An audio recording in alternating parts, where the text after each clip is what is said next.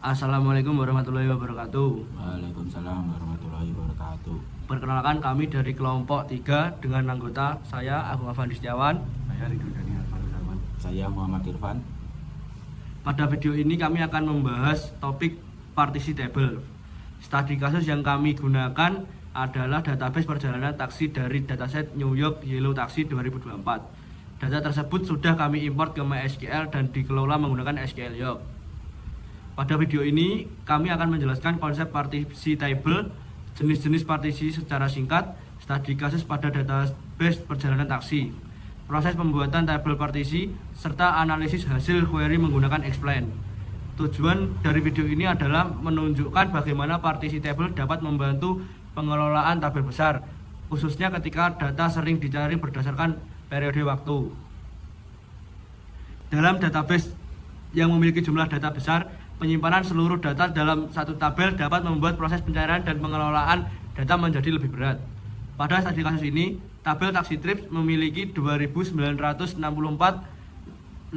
baris data perjalanan taksi. Jumlah data tersebut cukup besar untuk digunakan sebagai contoh penerapan partisi table. Data perjalanan taksi memiliki kolom waktu pickup, yaitu tipe pickup date time. Kolom ini penting karena laporan perjalanan biasanya sering dibuat berdasarkan periode waktu, misalnya laporan mingguan atau bulanan. Contohnya, admin ingin mengetahui jumlah perjalanan pada tanggal 15 sampai 21 Januari 2024. Jika semua data berada dalam satu tabel besar, database harus mencari data dari seluruh tabel. Dengan partisi, data dapat dibagi berdasarkan rentang tanggal sehingga MySQL bisa membaca bagian data yang lebih relevan. Partisi table adalah teknik membagi satu tabel besar menjadi beberapa bagian fisik yang disebut partition. Walaupun secara fisik data terbagi ke beberapa partisi, pengguna tetap mengaksesnya sebagai satu tabel. Tujuan partisi bukan hanya membagi data agar terlihat rapi, tetapi juga untuk mempermudah pengelolaan tabel besar dan membantu query tertentu agar lebih terarah. Ada beberapa jenis partisi yang umum digunakan. Yang pertama, range partitioning. Jenis ini membagi data berdasarkan rentang nilai, misalnya rentang tanggal, bulan, dan atau tahun. Yang kedua, list partitioning. Jenis ini membagi data berdasarkan daftar nilai tertentu, misalnya wilayah atau kategori. Yang ketiga, hash partitioning. Jenis ini membagi data berdasarkan hasil perhitungan hash dari kolom tertentu, biasanya untuk menyebarkan data agar lebih merata. Pada studi kasus ini, kami menggunakan range partitioning karena data perjalanan taksi memiliki kolom tanggal dan waktu pick up. Dengan partisi range, data dapat dibagi berdasarkan rentan waktu, misalnya sebelum 2024, minggu pertama Januari, minggu kedua Januari, minggu ketiga Januari, dan seterusnya. Studi kasus yang kami gunakan adalah database perjalanan taksi. Tabel utama bernama taksi trips. Tabel ini berisi data perjalanan seperti vendor ID, tipe pick up date time, tipe drop off date time, passenger count, trip distance, full location ID, the location ID, fare amount, dan total amount. Dari hasil pengecekan, tabel taksi memiliki 2.944.624 baris data. Rentan tanggal pada data dimulai dari 2024 bulan 12 tanggal 21 jam 22:59 sampai 2024 tanggal bulan 2 tanggal 1 jam 00:01. Karena terdapat data sebelum Januari 2024 dan juga data sampai awal Februari 2024, maka desain partisi yang kami buat terdiri dari 6 partisi. 1. Sebelum 2024 untuk data sebelum 1 Januari 2024. P minggu 1 untuk data 1 sampai 7 Januari 2024.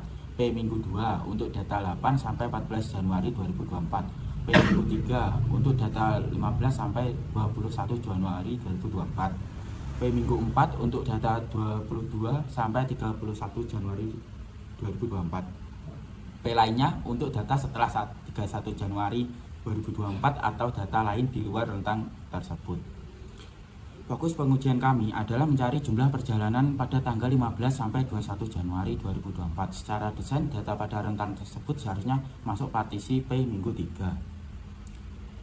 Sekarang kami masuk ke SQL York. Pertama, kami menggunakan database taksi database.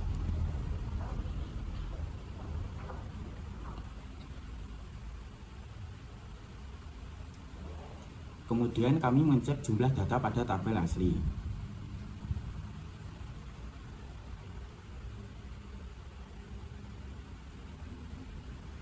Hasilnya adalah 2.964.624 baris.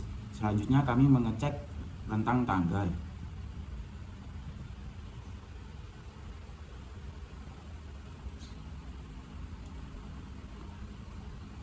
Hasilnya menunjukkan tanggal awal 2024 bulan 12 tanggal 21 dan tanggal akhir 2024 tanggal 2 bulan 2 tanggal 1. Informasi ini digunakan untuk menentukan batas partisi yang sesuai.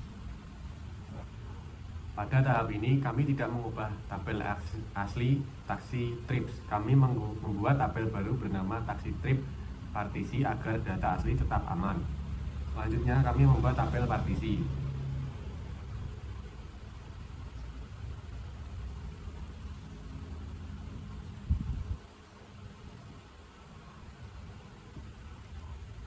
Pada struktur ini pembagian data dilakukan dengan berdasarkan kolom tipep pickup date. Data sebelum 1 Januari 2024 masuk ke P sebelum 2024. Data tanggal 1 sampai 7 Januari masuk ke P minggu 1. Data tanggal 8 sampai 14 Januari masuk ke P minggu 2. Data tanggal 15 sampai 21 Januari masuk ke P minggu 3. Data tanggal 22 sampai 31 Januari masuk ke P minggu 4.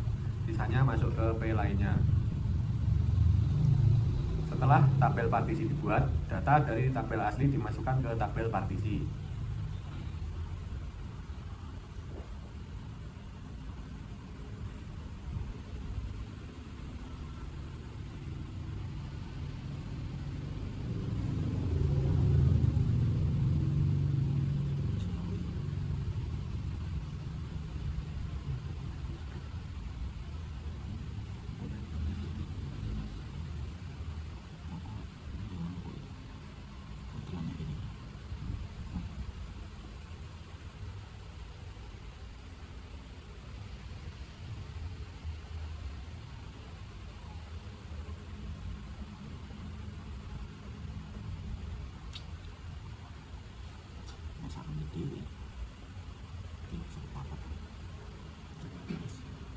Pada pengujian kami, proses insert berhasil memasukkan 2.964.624 baris data ke tabel partisi dengan waktu sekitar 54 detik.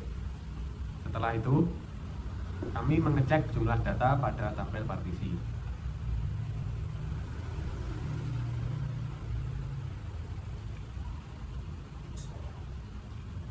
Hasilnya juga 2.964.624 baris, artinya jumlah data pada tabel asli dan tabel partisi sudah sama.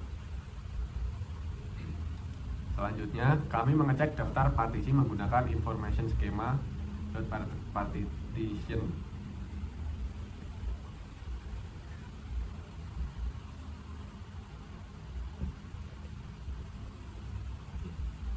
Dari hasil pengujian terdapat 6 partisi, yaitu P lainnya berisi sekitar 3 baris, P minggu 1 berisi sekitar 604.000 baris, P minggu 2 berisi sekitar 670.000 baris, P minggu 3 berisi sekitar 674 baris, P minggu 4 berisi sekitar 989.000 baris, P sebelum 2024 berisi sekitar 15 baris.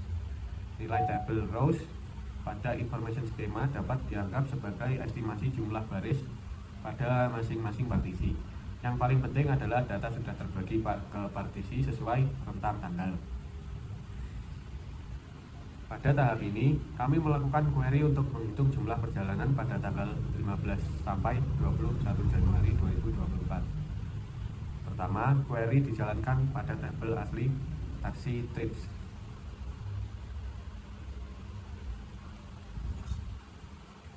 Hasilnya adalah 680.034 perjalanan dengan waktu eksekusi sekitar 0,954 detik. Kemudian query yang sama dijalankan pada tabel partisi trips partisi.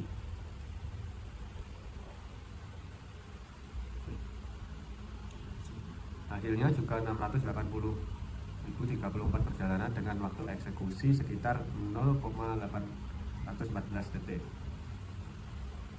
Karena hasil jumlah datanya sama, berarti data pada tabel partisi konsisten dengan tabel asli. Perbedaan kecil pada waktu eksekusi menunjukkan bahwa tabel partisi bisa sedikit lebih cepat, tetapi bukti utama partisi bukan hanya waktu, melainkan partisi mana yang dibaca oleh MySQL. Untuk membuktikan partisi yang dibaca, kami menggunakan perintah explain.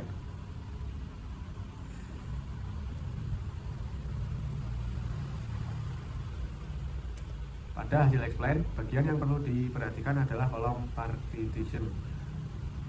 Dari hasil pengujian, kolom partition menunjukkan P minggu 3, artinya MySQL hanya membaca partisi P minggu 3 karena query mencari data pada tanggal 15 sampai 21 Januari 2024. Hal ini disebut partition running. Partition running adalah kondisi ketika optimizer MySQL hanya membaca partisi yang relevan dengan kondisi where, bukan membaca semua partisi. Pada hasil explain juga terlibat type sama dengan all dan K sama dengan 0. Ini bukan berarti partisi gagal. Artinya MySQL membaca seluruh data di dalam partisi P minggu 3 karena belum ada indeks pada tabel partisi tersebut. Jadi, partisi tabel membantu membatasi area pencarian ke partisi yang sesuai. Namun, partisi bukan pengganti indeks. Jika ingin lebih optimal, tabel partisi tetap dapat diberi indeks sesuai pola query. Untuk memperdalam pemahaman, kami membahas 2 pertanyaan. Untuk pertanyaan pertama, mengapa data perjalanan taksi cocok menggunakan partisi range?